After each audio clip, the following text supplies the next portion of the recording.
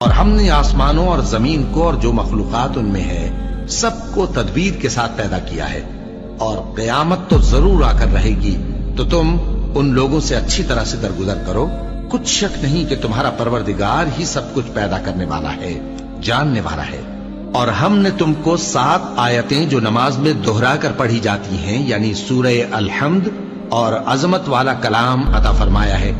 ہم نے کفار کی کئی جماعتوں کو جن کو فوائد دنیاوی سے نوازا ہے، تم ان کی طرف رغبت سے آنکھ اٹھا کر نہ دیکھنا اور نہ ان کے حال پر رنج و غم کرنا، اور مومنوں کے ساتھ تواضع سے پیش آنا، اور کہہ دو کہ میں تو علانیہ ڈر سنانے والا ہوں، اور ہم ان کفار پر اسی طرح عذاب نازل کریں گے جس طرح ان لوگوں پر نازل کیا جنہوں نے تقسیم کر دیا، یعنی قرآن کو کچھ ماننے اور کچھ نہ ماننے سے ٹکڑے ٹکڑے کر ڈالا۔